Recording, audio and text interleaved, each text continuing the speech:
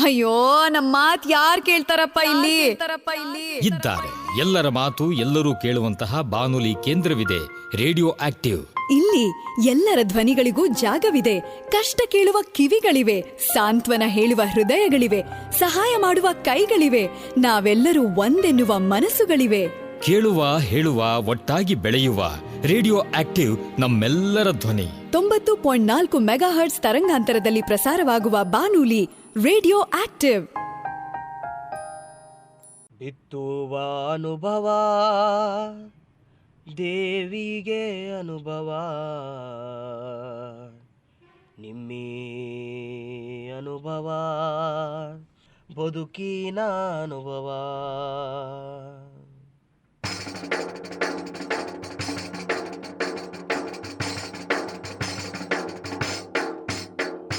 ಬಿತ್ತುವ ಅನುಭವ ದೇವಿಗೆ ಅನುಭವ, ಅನುಭವ ಬದುಕಿನ ಅನುಭವ.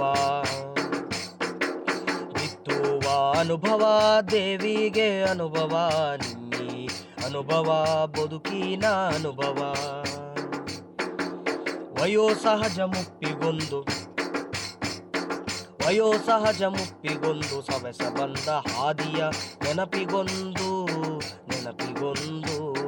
ದೇಹವೆಂಬ ನರನಾಡಿ ಎಲುಬುಗಳ ಮತ್ತಕ್ಕೊಂದು ಎದೆಯ ಒಳಗೆ ಅರಿವಿಗೊಂದು ಜೀವ ನೀಡುವ ಚೈತನ್ಯ ಜ್ಞಾನ ವಿಜ್ಞಾನದ ಬೆಳಕು. ಬಿತ್ತುವ ಅನುಭವ ದೇವಿಗೆ ಅನುಭವ, ನಿಮ್ಮಿ ಅನುಭವ ದೇವಿಗೆ ಅನುಭವ. ನಿಮ್ಮಂತ ರಂಗದ ಕದ ತೆಗೆದು ಬನ್ನಿ, ಮುಪ್ಪಿನ ಬದುಕಿಗೆ ಚೈತನ್ಯ ತುಂಬುವ. ಮುಪ್ಪಿನ ಆರೋಗ್ಯ ಆರೈಕೆ ವಿಜ್ಞಾನ ದೇವಿಗೆ ಅನುಭವ, ನಿಮ್ಮಿ ಅನುಭವ.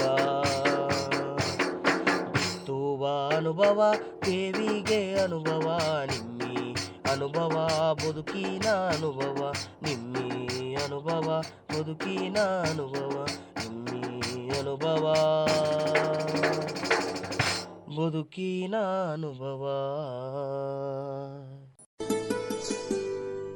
ನಮಸ್ಕಾರ ಕೇಳುಗರೆ, ನೀವು ಕೇಳ್ತಾ ಇದ್ದೀರಿ 90.4 ಕಂಪನಾಂಕಗಳ ಸಿಆರ್ ರೇಡಿಯೋ ಆಕ್ಟಿವ್. ಇದು ಬೆಂಗಳೂರಿನ ಮೊಟ್ಟಮೊದಲ ಸಮುದಾಯ ಬಾನುಲಿ ಕೇಂದ್ರ, an initiative of the department of media studies, Jain deemed to be university.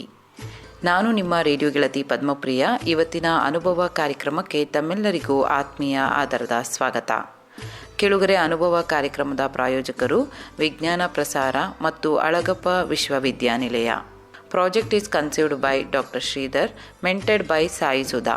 ಕೇಳುಗರೆ, ಇವತ್ತಿನ ಅನುಭವ ಕಾರ್ಯಕ್ರಮದಲ್ಲಿ ನಿಮಗಾಗಿ ಪ್ರಸ್ತುತಪಡಿಸುತ್ತಿದ್ದೇವೆ ಜಗ್ಲಿಕಟ್ಟೆಯಲ್ಲಿ ನಮ್ಮ ಹಿರಿಯ ನಾಗರಿಕರು ಇವತ್ತು ಪ್ರಸ್ತುತಪಡಿಸ್ತಾ ಇರುವಂತಹ ವಿಷಯ ತಂತ್ರಜ್ಞಾನ ಮತ್ತು ಮರಗಳು.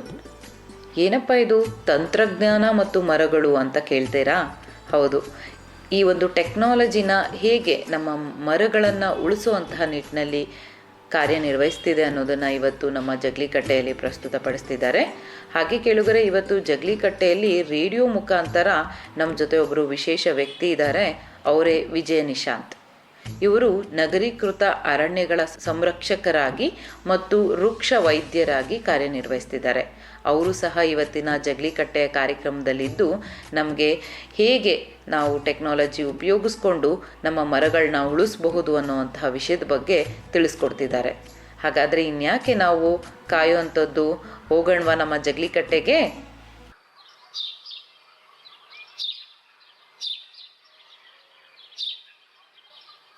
ಏನು ಬರ್ತಾ ಬರ್ತಾ ಬರ್ತಾ ಬಿಸಿಲು ಇಷ್ಟು ಏರ್ತೈತೆ.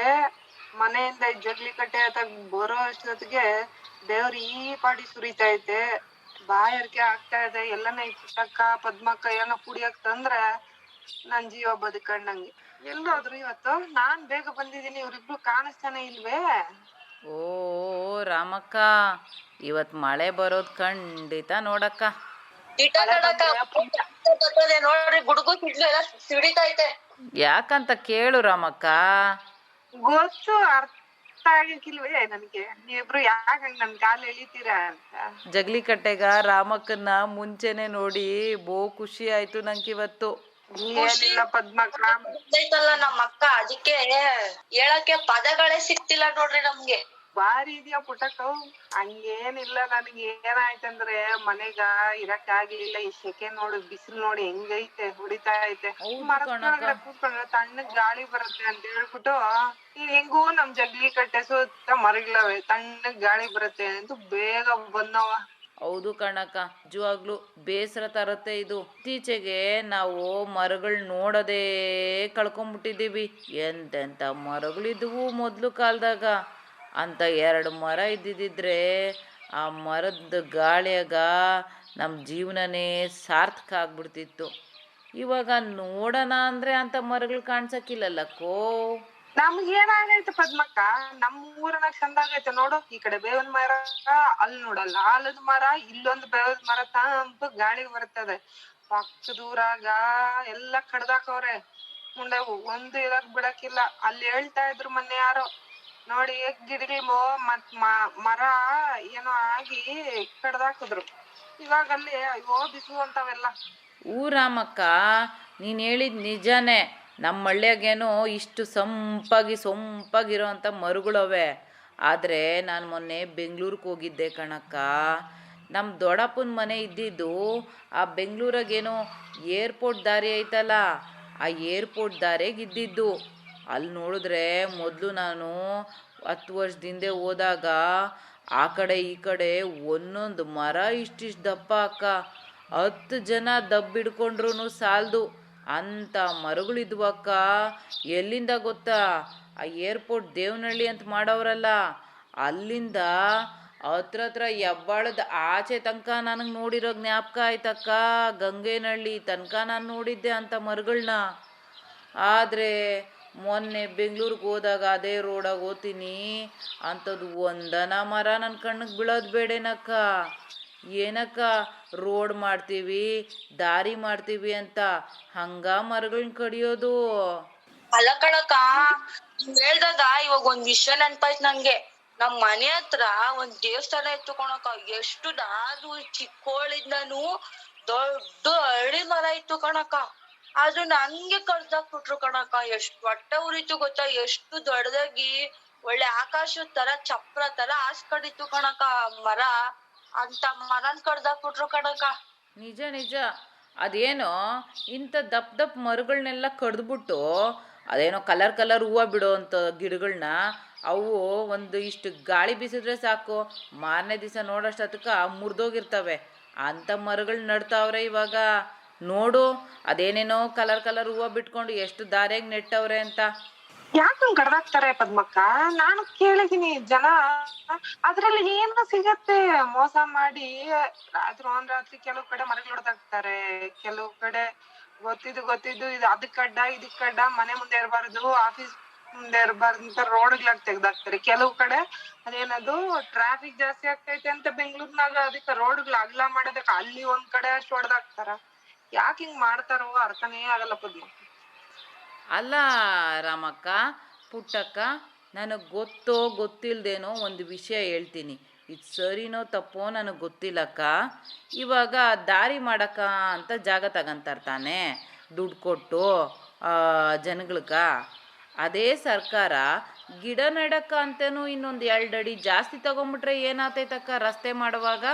ರಸ್ತೆ ಮಾಡಿದ್ಮೇಲೆ ಅದು ತಗೊಂಡಿರೋ 2 ಅಡಿ ಜಾಗದಾಗ ಮರ ಬೆಳೆಯೋಂಥ ಗಿಡಗಳನ್ನ ಹಾಕಕ್ಕೆ ಏನಕ್ಕ ಇವ್ರಿಗೆ? ಅದೇನೋ ಸಿಮೆಂಟ್ ಪಾಟ್ಗಳಾಗ ಚಿಕ್ಕ ಶೋ ಗಿಡಗಳು ಉಣ್ತಾರಲ್ಲ, ನೋಡಿದ್ರೆ ನಂಗೆ ಎಷ್ಟು ಸಿಟ್ಟು ಬರ್ತೈತೆ ಗೊತ್ತೇನಕ್ಕ. ಯಾಕೆ ಹಿಂಗ್ ಮಾಡ್ತಾರೆ ಅಂತ ನಂಗೆ ಅರ್ಥ ಆಗಿಲ್ಲ. ಅದು ಈ ತರ ಕಡಿದ್ರೆ ಪೊಲೀಸ್ನವ್ರು ಮಾತಾಡೋದಿಕ್ಕಿಲ್ಲ, ಬಟ್ ಈ ತರ ಕಡಿದ್ರೆ ಗೊತ್ತಾಗೋ ತರ ಏನನ್ನ ಮಾಡ್ಬೇಕು, ಆವಾಗ ಹಿಡಿಬೋದು. ಮೊನ್ನೆ ಎಲ್ಲ ಗೊತ್ತೇ ಮರಗಳನ್ನ ಈ ತರ ಕಡಿದ್ರೆ ಪೊಲೀಸವ್ರು ಹಿಡ್ಕೊಂತಾರೆ, ಬೈತಾರೆ ಅಂತ ಹೇಳ್ಬಿಟ್ಟು ಮರಗಳಿಗೆ ವಿಷ ಕೊಟ್ಟು ಮರ ಸತ್ತೋಗೋ ತರ ಮಾಡ್ತಾರಂತೆ. ನಿಜ ಕಣಕ್ಕ. ನಮ್ಮ ದೇಶದಾಗ ಇಡೀ ಪ್ರಪಂಚದಾಗೆ ಇವತ್ತು ಚಂದ್ರಲೋಕಕ್ಕೆ ಹೋಗ್ತೀವಿ, ಸೂರ್ಯಲೋಕಕ್ಕೆ ಹೋಗ್ತೀವಿ, ಮಂಗಳ ಗ್ರಹಕ್ಕೆ ಹೋಗ್ತೀವಿ, ಅದು ಕಂಡಿಡ್ದಿದ್ದೀವಿ, ಇದು ಕಂಡಿಡ್ದಿದ್ದೀವಿ ಅಂತಾರಲ್ಲ. ಸದ್ಯಕ್ಕಿವಾಗ ನಮಗೆ ಬೇಕಾಗಿರೋದು ಉಸಿರಾಡಕ್ಕ ಗಾಳಿ.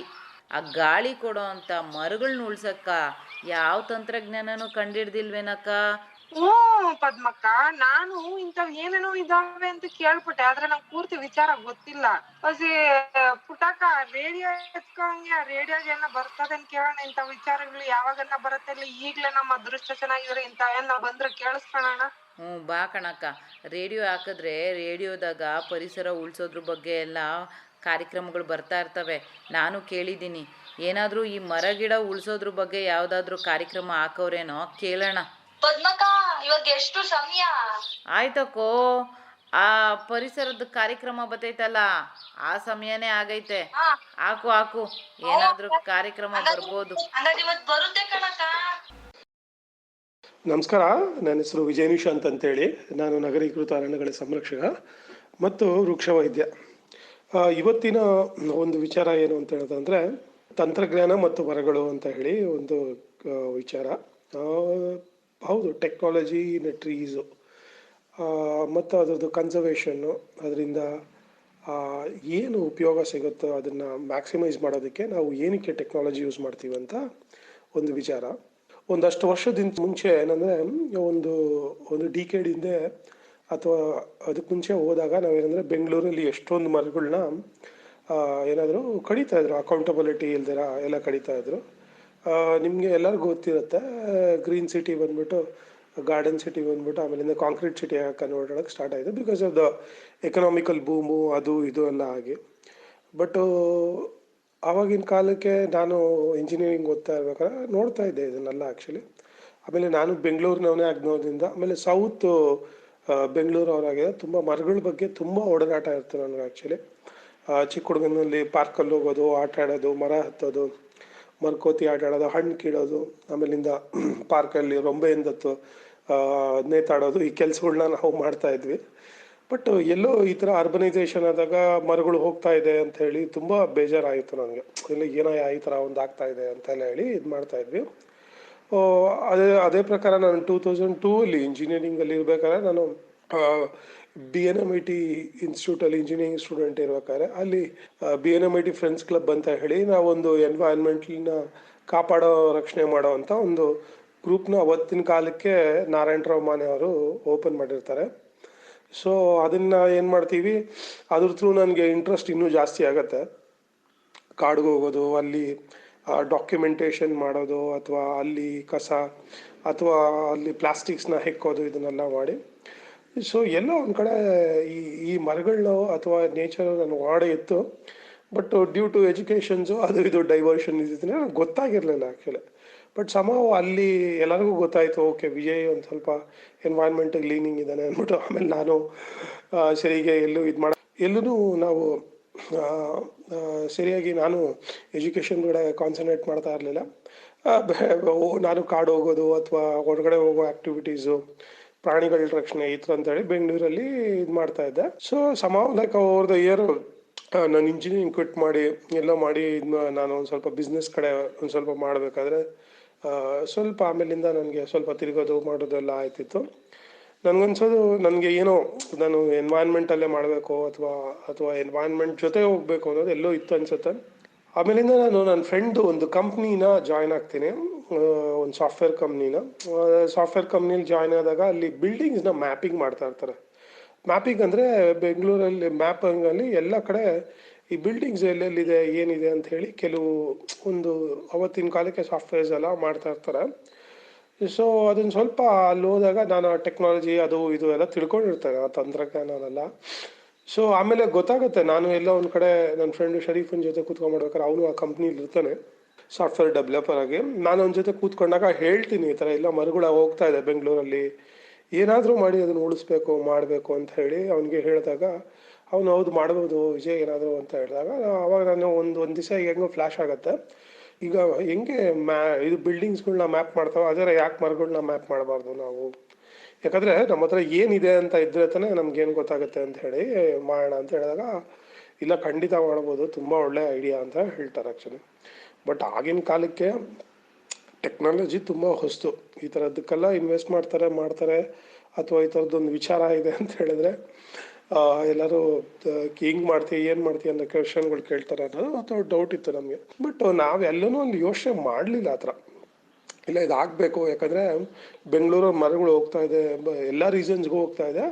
ಅಕೌಂಟಬಿಲಿಟಿ, ಒಂದು ಟ್ರೀ ಸೆನ್ಸಸ್ ಮಾಡಿದ್ರೆ ಇದಕ್ಕೊಂದು ಗೊತ್ತಾಗುತ್ತೆ. ಅದು ಟೆಕ್ನಾಲಜಿ ವೈಸ್ ಮಾಡಿದ್ರೆ ಒಂದು ಟ್ರಾನ್ಸ್ಪರೆನ್ಸಿ ಸಿಗ್ಬೋದು ಅಂತ ಹೇಳಿ ನಾವೇನು ಮಾಡ್ತೀವಿ, ಅದಕ್ಕೊಂದು ಸಿಸ್ಟಮ್ ಬಿಲ್ಡ್ ಮಾಡಬೇಕು, ಅಪ್ಲಿಕೇಶನ್ ಬಿಲ್ಡ್ ಮಾಡಬೇಕು ಅಂತ ಹೇಳಿ ನಾನು ಅವನು ಪ್ಲ್ಯಾನ್ ಮಾಡಿದ್ವಿ. ಸೊ ಅವನಿಗೆ ತುಂಬ ಇಷ್ಟ ಆಯ್ತು, ಐಡಿಯಾ ತುಂಬ ಚೆನ್ನಾಗಿದೆ ಕಣೋ, ಇಲ್ಲ ಮಾಡ್ಬೋದು ಅಂತ ಹೇಳಿ ಅವನು ನನಗೆ started developing it. Actually develop ಮಾಡೋದಕ್ಕೆ ನನ್ನ ಮೆಂಟರ್ ಹರ್ಣಿ ನಾಗೇಂದ್ರ ಅವ್ರು ಏಟ್ರಿಲಿ ಇರ್ತಾರೆ ಅವತ್ತು. ಸೊ ಅವ್ರಿಗೂ ಹೋಗಿ ನಾನು ಕನ್ಸೀವ್ ಮಾಡ್ತೀನಿ, ಹಿಂಗಿದೆ ಮಾಡ್ಬೋದು ಈ ಥರ ಸಾಫ್ಟ್ವೇರ್ ಇಟ್ಕೊಂಡು ಅಂತ ಹೇಳಿದಾಗ, ಆಗಿನ ಕಾಲಕ್ಕೆ ತುಂಬ ನ್ಯೂ, ಅದು ತುಂಬ ಆವಾಗಿನ ಕಾಲಕ್ಕೆ 2008, 9, 10 ಈ ಥರದಲ್ಲಿ ಒಂದು ಟೈಮಲ್ಲಿ ನಾನು ಅದನ್ನು ಯೋಚನೆ ಮಾಡ್ತಾ ಇದ್ದಾಗ ಇದು ಹೊಸದು, ತುಂಬ ಹೊಸದು. ಆಮೇಲಿಂದ ನಾನು ಹೋಗಿ BBMPಗೂ ಪ್ರಪೋಸಲ್ ಮಾಡ್ತೀನಿ. ಅವರು ಏನು ಹುಡುಗ ಇಷ್ಟು ಇದು ಮಾಡ್ತಾ ಇದ್ದಾನೆ ಅಂತ ಹೇಳಿ ಅವರು ನನಗೆ ಪರ್ಮಿಷನ್ ಎಲ್ಲ ಕೊಡ್ತಾರೆ.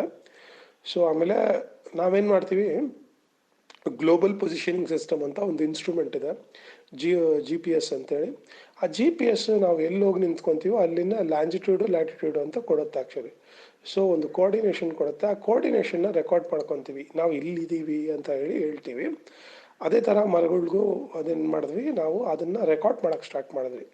ಮರ ಎಲ್ಲಿದೆ, ಯಾವ ಏರಿಯಾದಲ್ಲಿದೆ, ಎಷ್ಟು ಗರ್ತು ಅಂದರೆ ಎಷ್ಟು ಸುತ್ತಳತೆ ಇದೆ, ಅದು ಎಷ್ಟು ಮರದ ಉದ್ದ ಇದೆ, ಆಮೇಲೆ ಅದ್ರದ್ದು ಹೆಲ್ತ್ ಕಂಡೀಷನ್ಸ್ ಏನಿರುತ್ತೆ, ಏನಾದರೂ ಮಾಡಬೇಕಾದಕ್ಕೆ ಅಥವಾ ಏನಾದರೂ ಹೆಲ್ಪ್ ಕೊಡಬೇಕಂತೆಲ್ಲ ಹೇಳಿ ಏನು ಮಾಡಿದ್ವಿ, ಎಲ್ಲನೂ ಏನು ಮಾಡ್ಕೊಂಡ್ವಿ, ರೆಕಾರ್ಡ್ ಮಾಡಿಕೊಂಡು ಅದನ್ನು ಏನು ಮಾಡಿದ್ವಿ, ಒಂದು ಸಾಫ್ಟ್ವೇರ್ ಬಿಲ್ಡ್ ಮಾಡಿ ವೆಬ್ಸೈಟ್ ಮಾಡಿದ್ವಿ, ruksha.com ಅಂದ್ಬಿಟ್ಟು.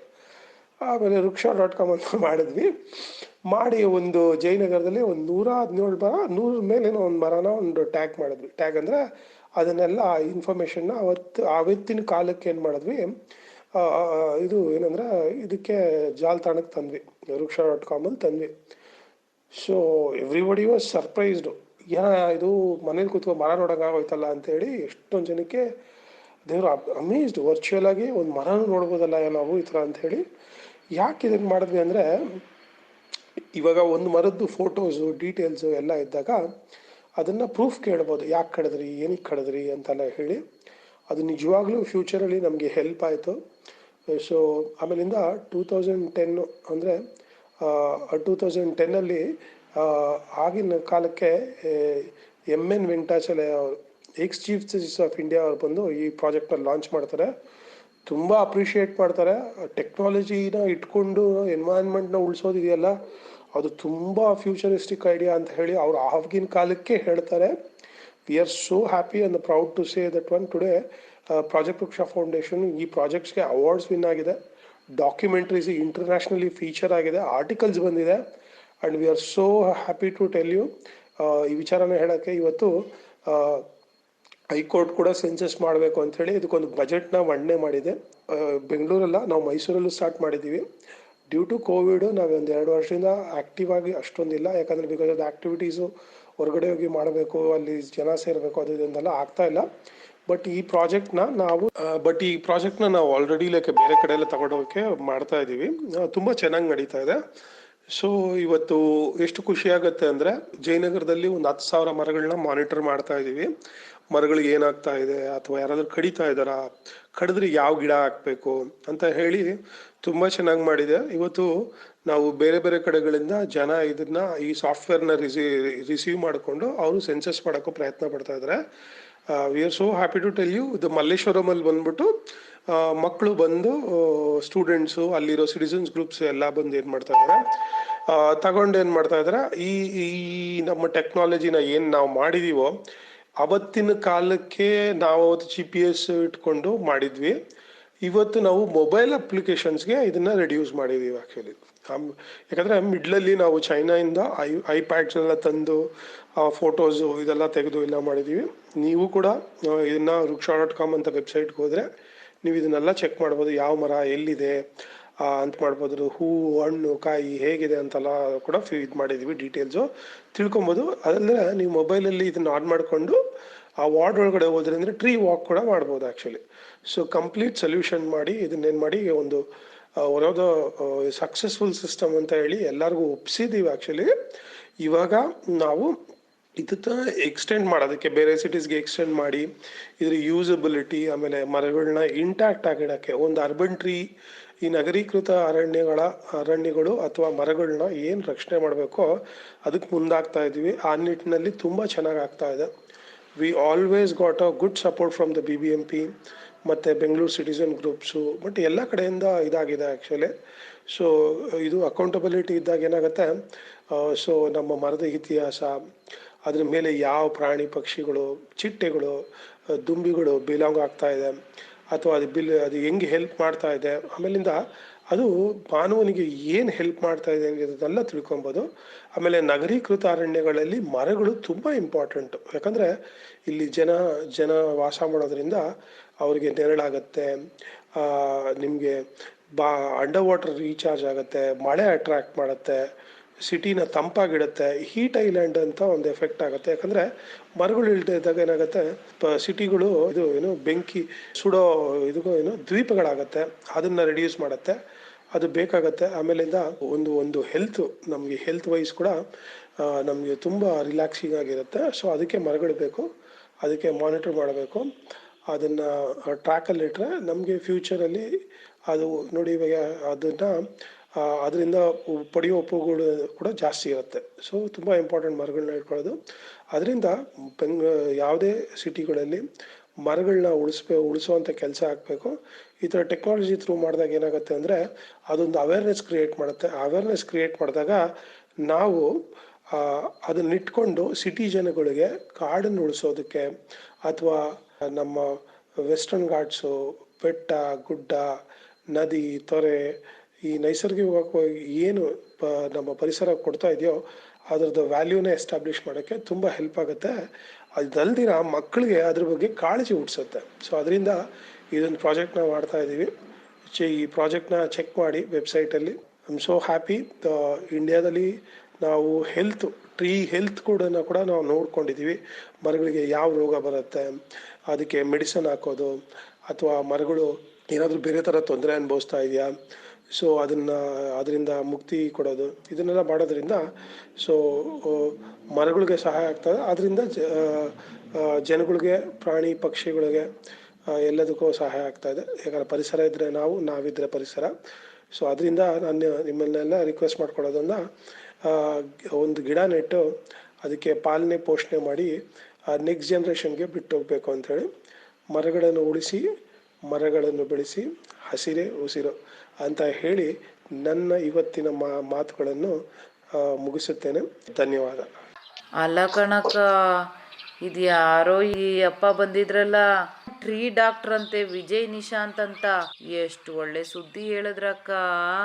ಅಲ್ಲ ಕಣಕ್ಕ, ಮರು ಡಾಕ್ಟರ್ ಅವ್ರೆ ಅಂತ ಈ ಕಾರ್ಯಕ್ರಮ ಕೇಳ ಗೊತ್ತಾಗಿತ್ತು ನೋಡ್ರಿ. ಕಣಕ್ಕ, ಮನುಷ್ಯರ್ಕ್ ಅವ್ರೆ ಡಾಕ್ಟ್ರು ಅಂತ ಗೊತ್ತಿತ್ತು, ಮರಕ್ಕೂ ಡಾಕ್ಟರ್ ಅವ್ರೆ ಅಂತ ಇವತ್ತೇ ಗೊತ್ತಾಗಿದ್ದು. ಅಯ್ಯೋ, ನಾವು ಎಷ್ಟೋ ಮರಗಳು ಗುಳಬಿದ್ದು ಕಡ್ದಾಕ್ಬಿಟ್ವಲ್ಲ ಕಣಕ್ಕ, ಎಂತ ಕೆಲ್ಸ ಮಾಡ್ದು ಅಂತ ಇವಾಗ ಯೋಚನೆ ಗೊತ್ತಾಯ್ತು ಕಣಕ್ಕ ನನ್ಗೆ. ನೋಡ್ರಿ, ನನಗೂ ಕೇಳಿ ಆಶ್ಚರ್ಯ ಆಯ್ತು. ಆತ ಮೊದಲಿನಿಂದಾನು ಮರಗಳ ಗಿಡಗಳ ಬಗ್ಗೆ ತುಂಬಾ ಆಸಕ್ತಿ ಅಂತ ಅವರು ಮರಗಳಿಗೆ ಡಾಕ್ಟರ್ ಆಗವ್ರೆ. ಈ ಡಾಕ್ಟರ್ ಅಂತಾನೆ ಕರೀತಾರಂತೆ ನೋಡ್ರಿ ಅವ್ರನ್ನ. ತುಂಬಾ ಖುಷಿ ಆಗತ್ತೆ. ಮರಗಳಿಗೂ ಒಬ್ಬ ಡಾಕ್ಟರ್ ಅವ್ರೆ ಅಂದ್ರೆ ಇಂಥವ್ರನ್ನ ನೋಡಿ ಒಂದೊಂದು ಅಷ್ಟ್ ಜನ ಬರ್ಬೇಕು ಮುಂದಕ್ಕೆ. ತುಂಬಾ ಒಳ್ಳೆ ಕೆಲ್ಸ. ಇವಾಗ ಅವ್ರು ಮಾಡಿರೋ ವೃಕ್ಷ.com ಅಲ್ಲಿ ಮರಗಳ ಇಂತ ಏರಿಯಾಲಿ, ಇವಾಗ ಜಯನಗರದಾಗ 10 ಗಿಡಗಳು, 10 ಮರಗಳನ್ನ ಅವರು ಅಲ್ಲೇ ಮಾನಿಟರ್ ಮಾಡ್ತಾ ಇದಾರಂತೆ. ಸೊ ಇವಾಗ ಆ ಮರಕ್ಕೆ ಏನನ್ನ ಕಾಯಿಲೆ ಬಂದ್ರು ಗೊತ್ತಾಗ್ತದೆ, ಆ ಮರನ ಯಾರನ್ನ ಹೊಡೆದ್ರು ಗೊತ್ತಾಗತ್ತೆ. ತುಂಬಾ ಖುಷಿ ಆಗತ್ತೆ ಇಂತಾವ್ ಕೇಳಿ. ಏನಂತೀಯ ಪದ್ಮಕ್ಕ? ನಿಜ ನಿಜ ನಿಜ ರಾಮಕ್ಕ. ಆ ಯಪ್ಪ ಹೇಳಿದ್ದು ನಾನು ಆವಾಗಲೇ ಅಂದ್ಕೊಂಡಾಗೆ, ಟೆಕ್ನಾಲಜಿ ಏನೇನು ಕಂಡಿಡ್ದವ್ರೆ, ಈ ಮರ ಉಳ್ಸಕ್ಕೆ ಕಂಡಿಡ್ದಿಲ್ವಾ ಅನ್ಕೊಂತಿದ್ದೆ. ಕಂಡಿಡ್ದಿರೋದ್ರಿಂದ ನಾವೊಂದಷ್ಟು ಮರಗಳನ್ನ ಉಳಿಸ್ಕೊಬೋದೇನೋ ಅನ್ಸುತ್ತೆ. ನಮ್ಮ ಹಳ್ಳಿಗಳಾಗೆಲ್ಲನ ಹೋಗ್ಲಿ, ಆ ನಗರ ಪ್ರದೇಶದಾಗ ಈ ಥರ ಇವ್ರು ಕಂಡಿಡ್ದಿರೋ ಟೆಕ್ನಾಲಜಿನ, ತಂತ್ರಜ್ಞಾನನ ಆ ಮರಗಳಿಗೆ ಅಳವಡಿಸಿ ಆ ಮರಗಳನ್ನ ಉಳಿಸ್ಕೊಂಡ್ರೆ ಸಾಕಕ್ಕ. ಆ ಯಪ್ಪನ ಒಳ್ಳೆ ಕೆಲಸ ಮಾಡವನೆ. ನಿಜ ಪದ್ಮಕ್ಕ, ಆ ತರ ಇಷ್ಟು ಮರಗಳಿದಾವೆ ಅಂತ ನಮಗೆ ಅಕೌಂಟಬಿಲಿಟಿ ಬಂದ್ರೆ ಏನೇನಕ್ಕೆ ಒಳ್ಳೇದು ಅಂತ ಎಷ್ಟು ಚೆನ್ನಾಗಿ ಹೇಳಿದ್ರಲ್ಲ ಅವರು. ಪರಿಸರಕ್ಕೆ ಒಳ್ಳೇದು, ನಮ್ಮ ಭೂಮಿಗೆ ಒಳ್ಳೇದು, ಮತ್ತೆ ಮೊನ್ನೆ ತಾನೇ ನಾವು ಮಾತಾಡ್ಕೊಂಡ್ರಲ್ಲ, ಭೂಮಿಲಿರೋ ಆ ನೀರಿನ ಒಂದು ಅಂಶ ಕೂಡ ಜಾಸ್ತಿ ಆಗತ್ತಂತೆ ಈ ತರ ಮರಗಳು ಗಿಡಗಳು ಜಾಸ್ತಿ ಇದ್ರೆ. ಮನುಷ್ಯರ ಆರೋಗ್ಯ ಕೂಡ ತುಂಬಾನೇ ವೃದ್ಧಿ ಆಗತ್ತೆ. ನಿಜ ಕಣಕ್ಕ, ಅವ್ರು ಹೇಳ್ದಂಗೆ ನಾನು ಈ ವಿಷಯನ 4 ಜನಕ್ಕೆ ತಿಳಿಸ್ಕೊಡ್ತೀನಿ. ಬರ್ಲ ಕಣಕ್ಕ ನಾನು. ರಾಮಕ್ಕ, ಹೊರಡೋದಿರ್ಲಿ, ಜ್ಞಾಪಕ ಇಟ್ಕೊಳ್ರಿ, ಬರೋ ವಾರ ಇದೇ ಸಮಯಕ್ಕೆ ಮತ್ತೆ ಈ ವಯ್ಯನೆ ಬಂದು ವಿಜ್ಞಾನ ಮತ್ತೆ ಪರಿಸರದ ಬಗ್ಗೆ ಮಾತಾಡ್ತಾರಂತೆ. ಮರ್ತೋಗೋದ್ ಬೇಡ, ಬನ್ರಿ. ಆದ್ರೆ ಇನ್ನ ಯಾರನ್ನ ಕರ್ಕೊಂಡ್ ಬರೋಣ, ಅದೇ ಸಮಯಕ್ಕೆ ಬಂದು ಕೇಳಿಸ್ಕೊಳ್ಳೋಣ ಈ ಹೊಸಿ ಟ್ರೀ ಡಾಕ್ಟರ್ ಏನ್ ಹೇಳ್ತಾರೆ ಅಂತ. ಸರಿ ಆಯ್ತು ಕಣಕ್ಕ, ಮುಂದಿನ ವಾರ ಡಾಕ್ಟರ್ ಹೇಳ್ಕೊಡ್ತಾರಂತ. ನಾನು ಈ ಮೊದ್ಲಿಗೆ ಬಂದ್ಬಿಡ್ತೀನಿ ಹಂಗಾದ್ರೆ. ನಾನು ತಪ್ಪದೆ ಬರ್ತೀನಕ್ಕೋ. ಕೇಳುಗರೆ, ಕೇಳಿದ್ರಲ್ಲ ಇವತ್ತಿನ ಅನುಭವ ಕಾರ್ಯಕ್ರಮದಲ್ಲಿ ಜಗ್ಲಿಕಟ್ಟೆಯಲ್ಲಿ ತುಂಬ ಇವತ್ತಿನ ಮಟ್ಟಿಗೆ ತುಂಬಾ ಮುಖ್ಯವಾಗಿರುವಂತಹ ವಿಷಯನ ನಾವು ಮಾತನಾಡಿದ್ವಿ. ಇವತ್ತು ಟೆಕ್ನಾಲಜಿ ಅಂದಿದ ತಕ್ಷಣ ನಾವು ಎಲ್ಲೆಲ್ಲಿ ಏನೇನೆಲ್ಲ ಟೆಕ್ನಾಲಜಿ ಮೂಲಕ ನಾವು ಮಾಡ್ತಾ ಇದ್ದೀವಿ. ಆದರೆ ನಮಗೆ ಮುಖ್ಯವಾಗಿ ಬೇಕಾಗಿರುವಂತಹ, ನಮಗೆ ಪ್ರತಿ ಕ್ಷಣಕ್ಕೂ ಬೇಕಾಗಿರುವಂತಹ ಗಾಳಿ ಕೊಡುವಂತಹ ಮರಗಳನ್ನ ಉಳಿಸುವಂತಹ ನಿಟ್ಟಿನಲ್ಲಿ ಹೇಗೆ ನಾವು ಟೆಕ್ನಾಲಜಿನ ಬಳಸ್ಕೊಳ್ಬಹುದು ಅನ್ನೋದನ್ನು ಜಗ್ಲಿಕಟ್ಟೆಯ ಮೂಲಕ ನಾವು ಇವತ್ತು ಕಾರ್ಯಕ್ರಮದಲ್ಲಿ ಪ್ರಸ್ತುತಪಡಿಸಿದ್ವಿ. ಖಂಡಿತ ಈ ಕಾರ್ಯಕ್ರಮ ಸಾಕಷ್ಟು ಮಾಹಿತಿನ ನಿಮಗೆ ಕೊಟ್ಟಿದೆ ಅಂತ ನಾನು ಭಾವಿಸ್ತಾ ಇದ್ದೀನಿ. ಈ ಕಾರ್ಯಕ್ರಮ ನಿಮಗೆ ಇಷ್ಟ ಆಗಿದ್ದಲ್ಲಿ ನೀವು ನಮಗೆ ಮೇಲ್ ಮುಖಾಂತರ ತಿಳಿಸಬಹುದು. ನಮ್ಮ ಮೇಲ್ ಐ ಡಿ radioactive90.4 mhzcr@gmail.com. ಹಾಗೆ ಈ ಒಂದು ಕಾರ್ಯಕ್ರಮನ ರೇಡಿಯೋದಲ್ಲಿ ಕೇಳಲು ಮಿಸ್ ಆಗಿದ್ದಲ್ಲಿ ನೀವು ನಮ್ಮ ರೇಡಿಯೋ ವೆಬ್ಸೈಟ್ಗೆ ಹೋಗಿ ಈ ಕಾರ್ಯಕ್ರಮನ ಕೇಳಬಹುದು ಅಂತ ಹೇಳ್ತಾ, ನಿರಂತರವಾಗಿ ಕೇಳಿ 90.4 ಕಂಪನಾಂಕಗಳ CR ರೇಡಿಯೋ ಆಕ್ಟಿವ್. ಇದು ಬೆಂಗಳೂರಿನ ಮೊಟ್ಟಮೊದಲ ಸಮುದಾಯ ಬಾನುಲಿ ಕೇಂದ್ರ. ನಾನು ನಿಮ್ಮ ರೇಡಿಯೋ ಗೆಳತಿ ಪದ್ಮಪ್ರಿಯ. ಮುಂದಿನ ಕಾರ್ಯಕ್ರಮದೊಂದಿಗೆ ನಿಮ್ಮ ಜೊತೆ ಇರ್ತೀನಿ ಅಂತ ಹೇಳ್ತಾ ಧನ್ಯವಾದಗಳು.